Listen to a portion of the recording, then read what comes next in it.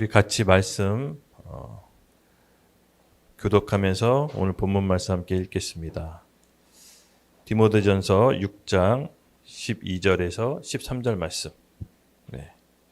믿음의 선한 싸움을 싸우라. 영생을 취하라. 이를 위하여 내가 부르심을 받았고 많은 증인 앞에서 선한 증언을 하였도다.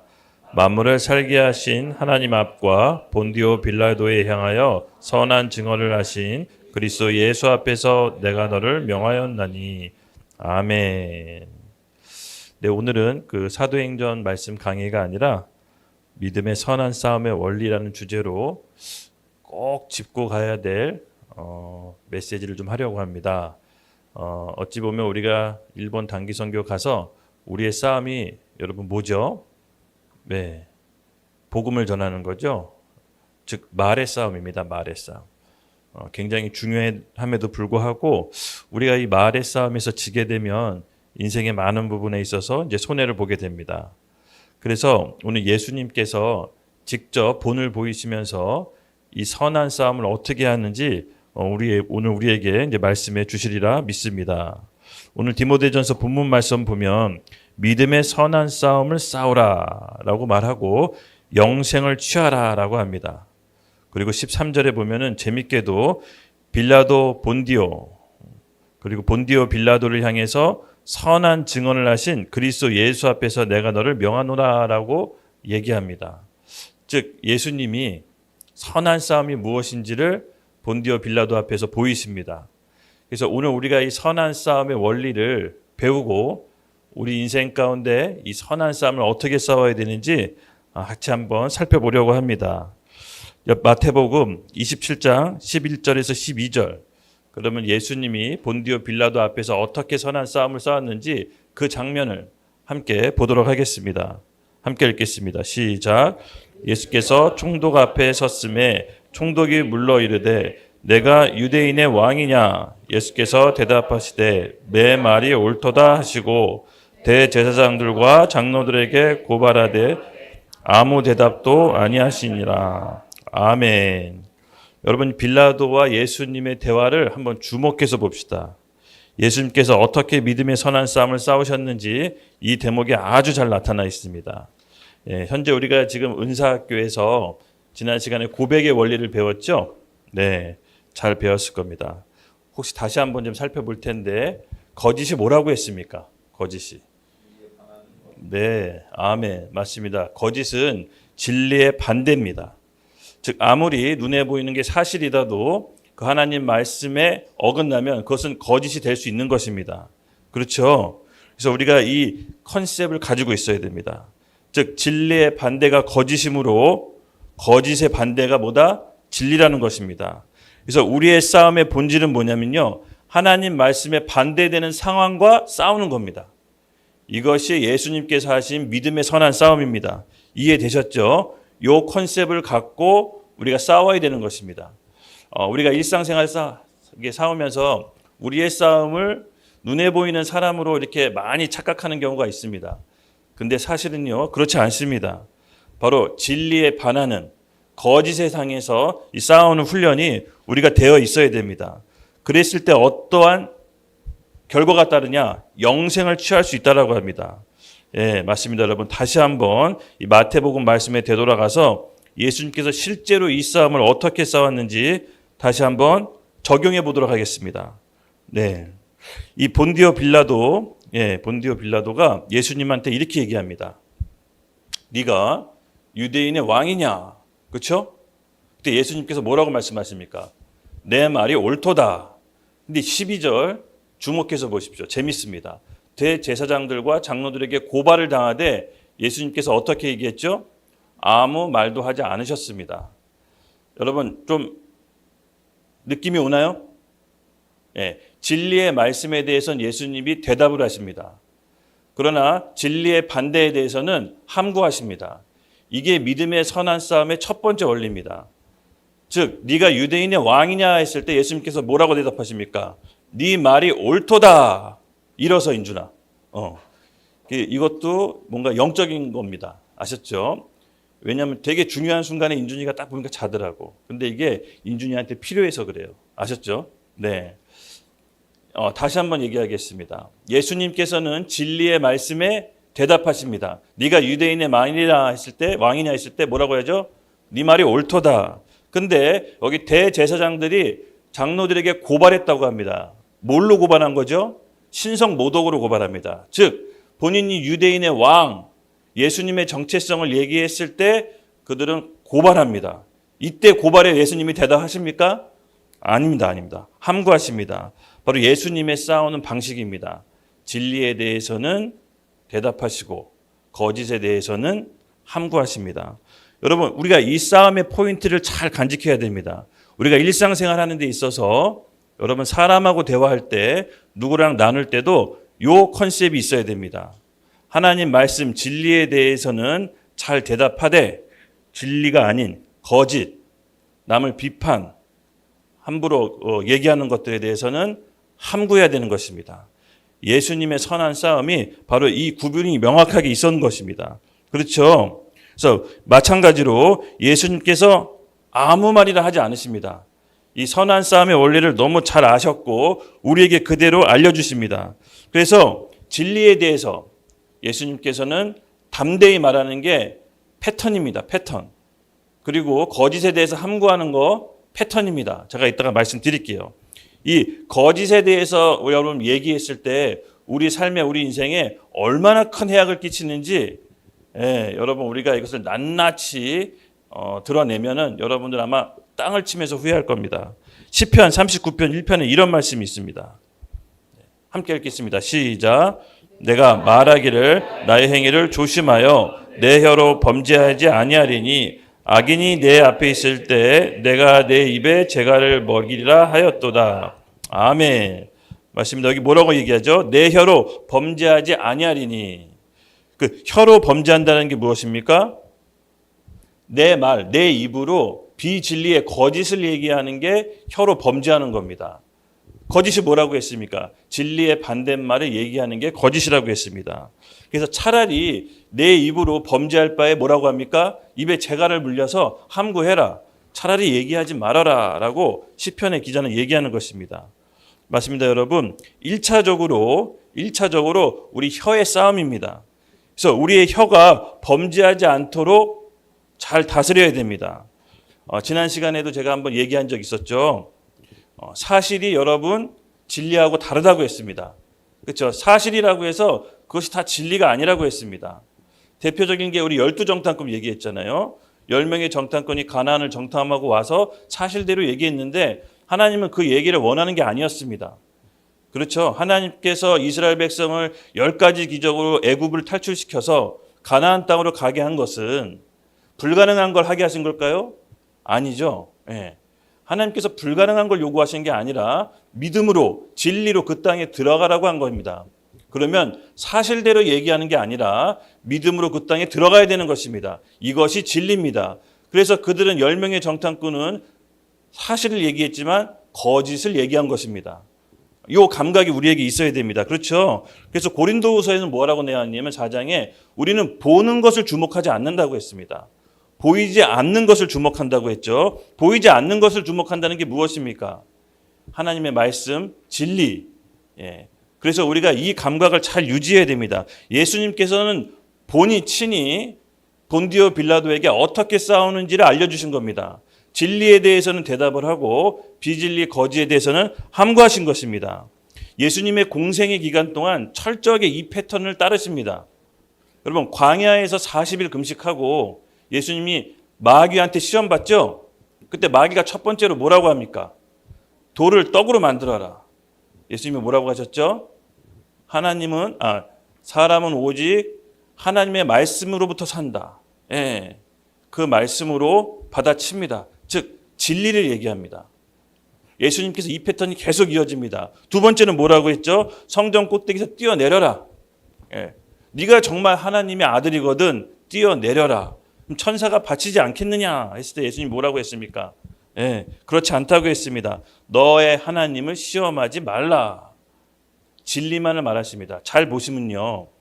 사탄의 하는 질문에 대답 안 해요. 다소 엉뚱한 얘기를 해요.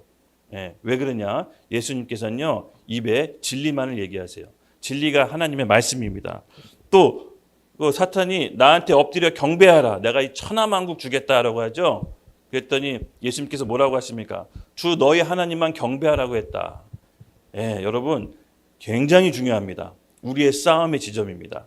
즉 우리는요 눈에 보이는 상황, 환경을 통해서 끊임없이 우리를 흔듭니다. 그리고 사실을 빗대어서 우리가 뭘 선택해야 될지를 사단은 늘 꾀입니다.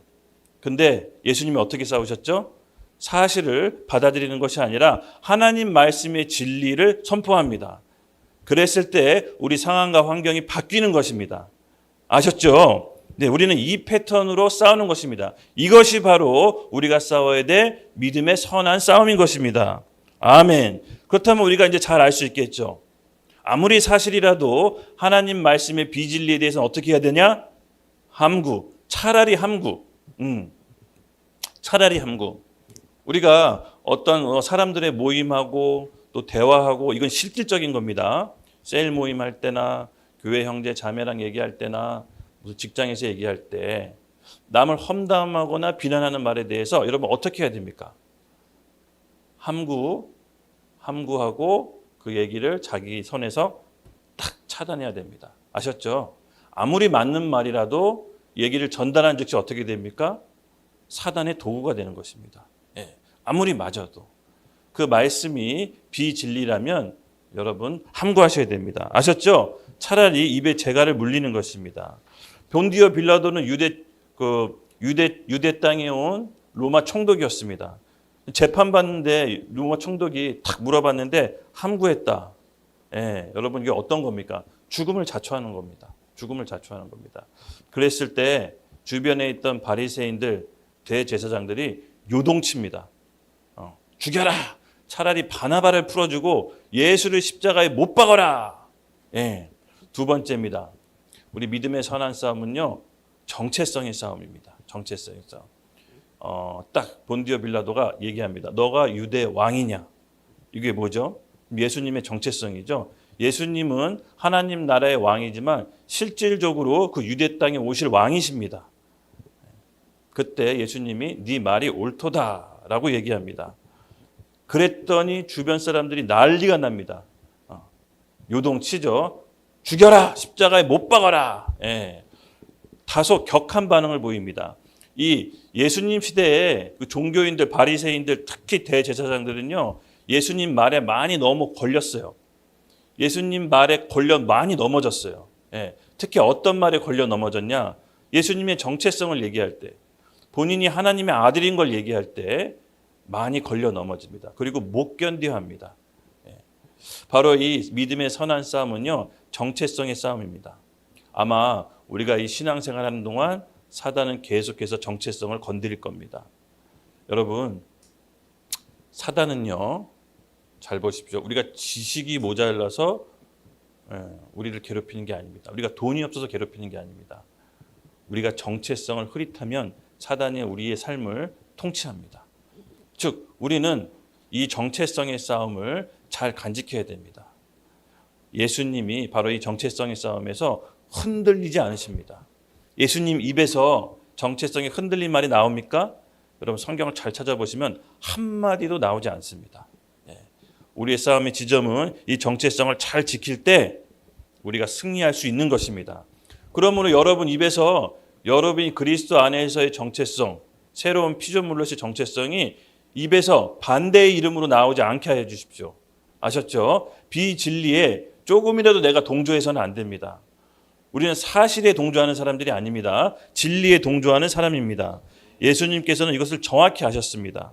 그리고 예수님께서는요, 이 바리새인 종교인들을 적나라하게 얘기합니다. 니들이 왜 나를 믿지 못하는지 아냐?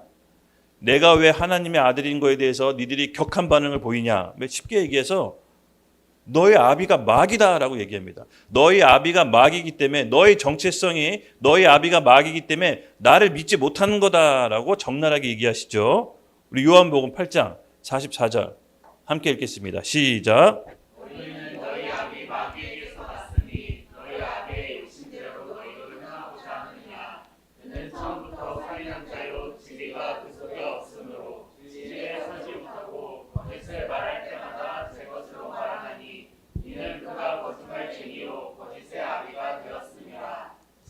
아멘. 여러분 당시 종교인들 유대인 바리새인들이 하나님을 잘 못 믿었을까요? 잘 믿었을까요? 하나님을 엄청 잘 믿는다고 스스로 자부하던 사람들이었습니다. 누구보다도 하나님 안에서 정통한 사람들이었습니다. 근데 예수님을 왜 못 믿었을까요? 아까도 얘기했지만 예수님이 그 영적인 상태에 대해서 폭로한 겁니다. 너희 아비가 마귀이기 때문에 나를 못 믿는 거다라고 예수님께서 얘기하시는 겁니다. 맞습니다. 여러분, 우리가 이 신앙생활 하면서 이 정체성에 대해서 여전히 흐릿하고 믿지 못하는 사람들이 너무 많이 봅니다. 예. 여러분 그리스도 안에서 새로운 피조물이라는 거 믿습니까? 예. 여러분 왕 같은 제사장이라는 거 믿습니까? 예. 여러분 이 정체성의 싸움은 우리가 신앙생활 하는 동안 계속해서 일어날 겁니다. 그럴듯한 상황, 환경 속에서 우리를 두고 봐라. 에이, 네가 무슨 왕이냐? 네 상태를 봐라. 네 꼴을 봐라. 네가 왕 맞냐? 라고 이렇게 계속해서 사탄은 우리 상황과 환경을 통해서 우리를 조롱하고 빗댈 겁니다. 이렇게 말하는 지금 이 상태에서도 의심하는 사람들이 있을 겁니다. 이 정체성의 싸움은요, 예수님의 공생의 기간 동안 끊임없이 쫓아다닙니다. 우리도 이 정체성의 싸움에서 여러분 승리해야 됩니다. 우리가 이 정체성의 싸움에서 승리할 때 사단은 우리 삶의 통제력을 조금씩 잃어버립니다. 못 견뎌합니다. 우리가 예수님이 정체성을 얘기했을 때 그 주변에 있는 종교인들이 못 견뎌했듯이 여러분 우리가 예수님 안에서 정체성을 확고히 하고 주님의 복을 받으면 마귀가 당연히 못 견뎌합니다. 우리 삶의 통제력을 하나둘씩 잃어버리죠. 정말 금방 우리 삶이 달라진다는 것을 여러분 느낄 겁니다. 저도 예수님 믿는 것만으로도 제가 끊어지는 저주가 굉장히 많았습니다. 이거는 어떻게 보면은 좀 아시는 분, 신앙생활 오래 하시는 분들은 다 아는데요. 이게 집안으로부터 내려오는 저주가 있어요. 이거 진짜 무시 못해요. 진짜로 이 부모나 뭐 조상이 알코올 중독이시잖아요. 본인은 절대 난 술 안 먹어. 난 절대 술하고는 절교하지만 알코올 중독이 나올 가능성이 커요. 이게 정말 신기해요. 그 부모가 이제 도박으로 시달리면은 자녀들도 희한하게 도박을 하게 돼요. 질병도 마찬가지예요. 뭐 유전병이라고 하잖아요. 단순히 유전적인 이유도 있겠지만 영적인 이유도 있어요.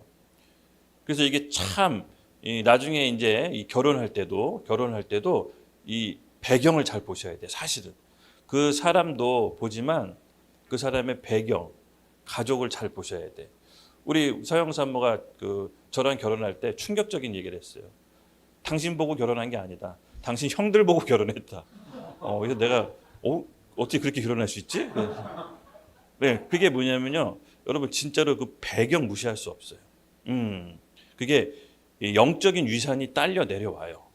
참 신기해요. 그래서 결혼할 배우자 부모가 어떤 분이었는지, 형제가 어떤지, 그 주변의 사람 친구가 어떤지 예리한 사람은 다 봐요. 예리한 사람은 봐요. 이게 현명해요. 현명한 거예요. 왜냐? 그가 딸려와요. 물론 예수 믿음으로부터 저주가 끊기기는 합니다. 끊기기는 합니다. 그래서 우리가 이런 것들을 잘 확인을 하는 것입니다. 왜? 바로 이 정체성이 확고해질 때 저는 끊겨진다고 봅니다.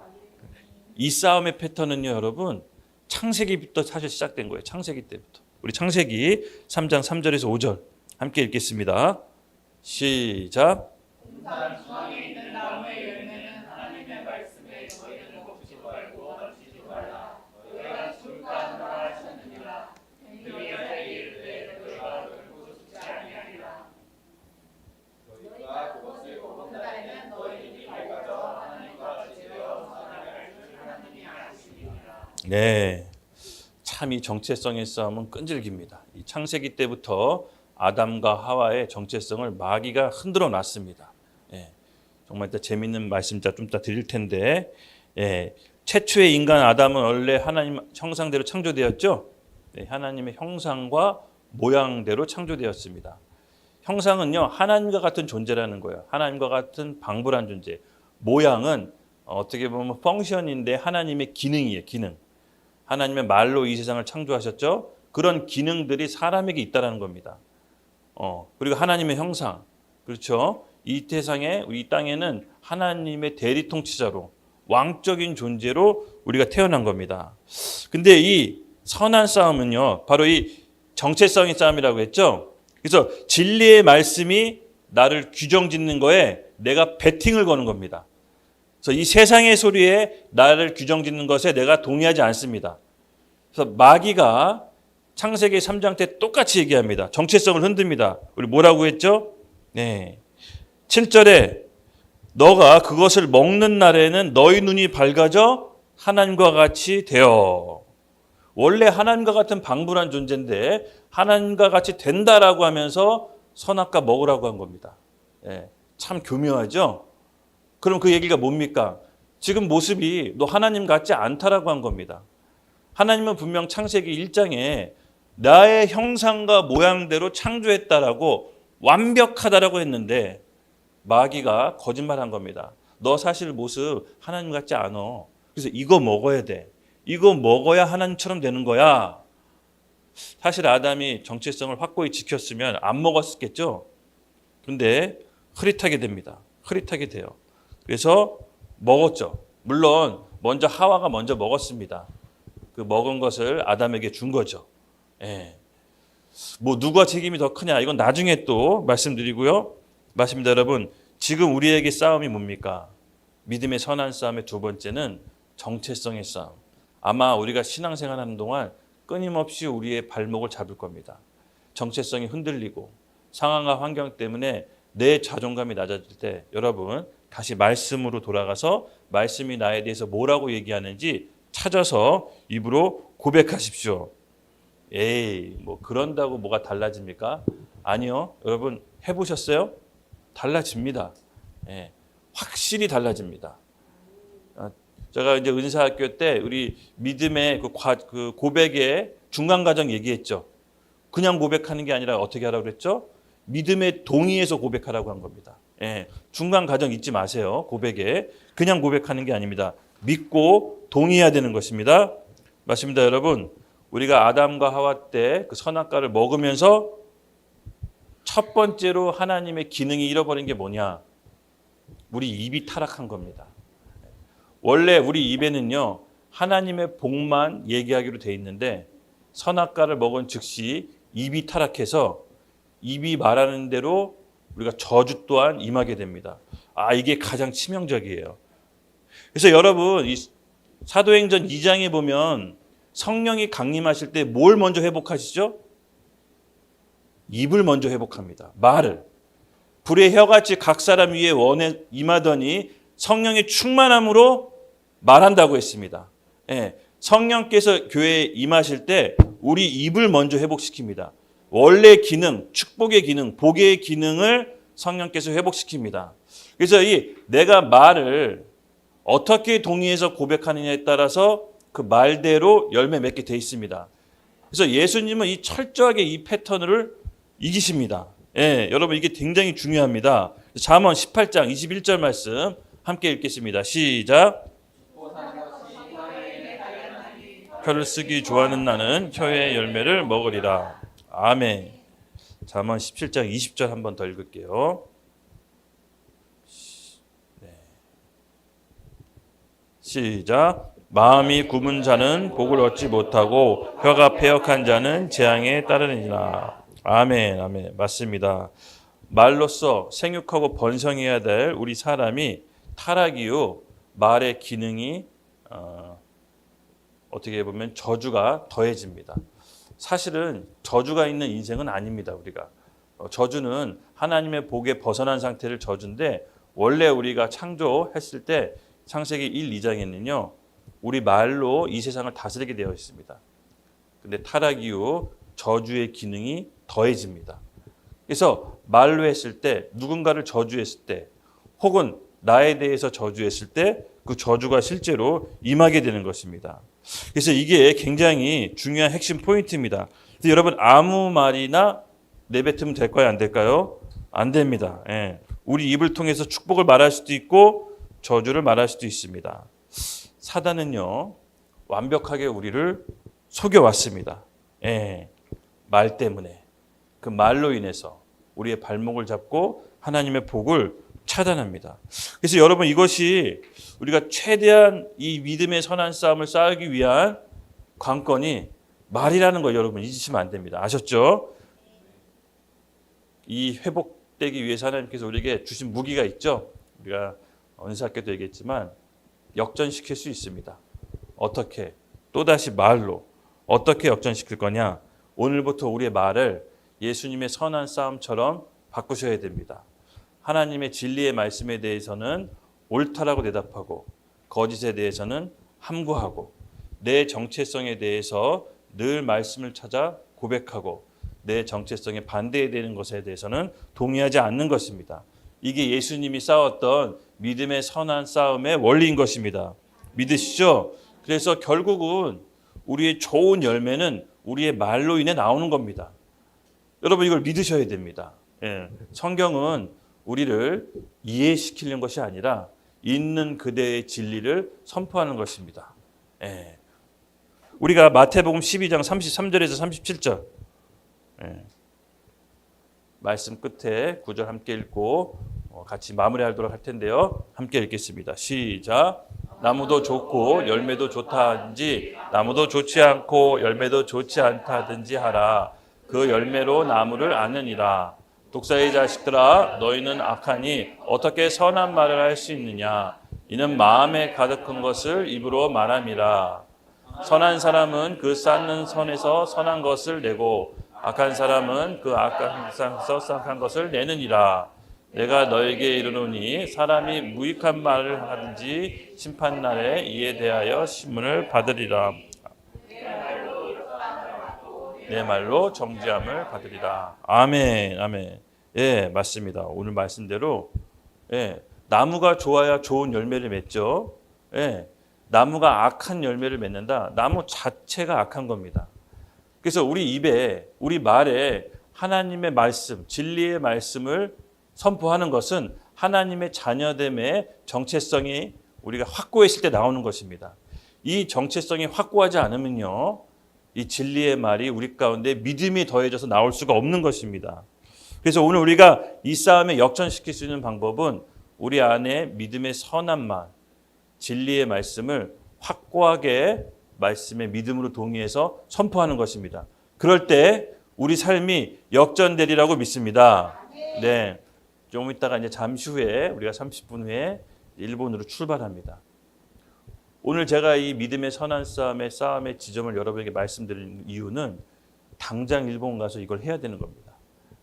이제 가서 복음 메시지와 또 바울의 전도 전략을 배우고 이제 선교 전략대로 말씀의 선한 싸움을 할 겁니다. 그래서 특별히 오늘 사도행전보다 이 말씀을 먼저 짚고 여러분에게 가는 것입니다.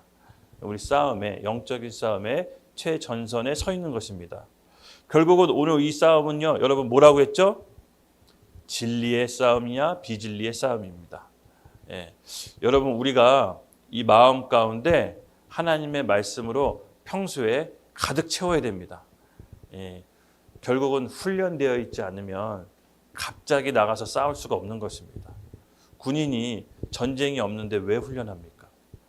언제 있을지 모르는 전쟁에 대비해서 평생 훈련하는 거 아닙니까? 그렇죠? 실전이 닥쳤을 때 총 쏠 수 있는 군인이 과연 몇 명이나 되겠습니까? 평소에 실전처럼 총을 쏴야 실제 적을 만났을 때 총을 쏠 수 있지 않겠습니까? 그래서 우리는 이런 전도도 이런 선교도 훈련을 하는 것입니다. 우리 일상생활 속에서 우리의 삶 속에서 우리의 말과 우리의 입을 통제하고 진리의 말씀을 선포하고 비진리에 대해서 함구하는 훈련을 오늘 우리 이 시간 함께 공동체적으로 해 나갑시다. 제가 이제 우리 내년도 교회 훈련 어떻게 할까 이렇게 늘 생각하다가 제가 은사학교 때 얘기했던 적 있죠. 믿음의 선한 구조, 선순환 구조를 구조적으로 시스템으로 만들면 정말 우리 삶이 한 사람 한 사람 풍성해질 거라는 감동이 있습니다. 그래서 이 셀별로 믿음의 선순환 구조를 만들려고 합니다. 기억나시죠? 구름은 왜 생기죠? 수증기 때문에. 수증기는 왜 생깁니까? 비 때문에. 비는 또 왜 있어야 되죠? 구름 때문에. 이 선순환 구조를 우리 가운데 믿음 안에서 만든다면 저는 믿음의 선한 싸움을 승리할 수 있다고 봅니다. 우리 훈련은 이거를 계속해서 해 나가고요.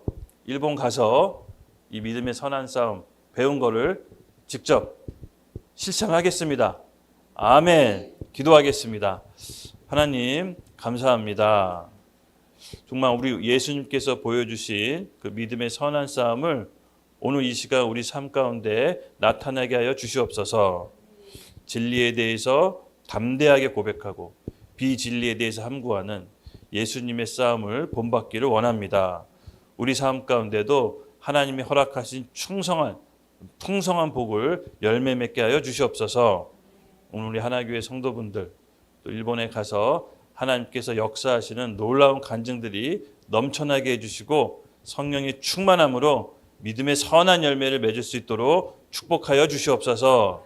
감사합니다. 예수님의 이름으로 기도드렸습니다. 아멘.